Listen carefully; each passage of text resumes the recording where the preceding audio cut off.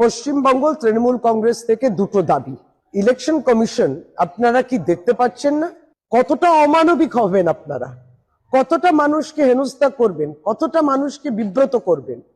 আপনারা কি দেখতে পাচ্ছেন না? বয়স্ক মানুষ কত দূর দূরান্ত থেকে কত কষ্ট করে তাদের শরীরের উপরে, তাদের শরীরের মধ্যে সেই জোরটা নেই, কেউ অ্যাম্বুলেন্সে করে আসছে, অসুস্থ অবস্থায় আসছে।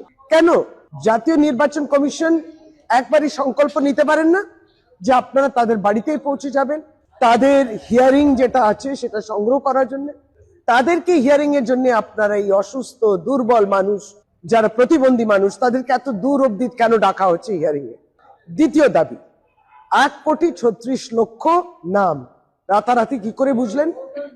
লজিক্যাল ডিসক্রিপেন্সিস কোন যন্ত্রে আর কোন টেকনোলজিতে এটা আপনারা বুঝতে পারলেন? কোন খাতে লজিক্যাল ডিসক্রিপেন্সিস? এই ডেটাটা পরিষ্কার ভাবে স্বচ্ছতা আনতে হবে, আপনাদেরকে আমাদের পলিটিক্যাল পার্টিগুলোকে জানাতে হবে।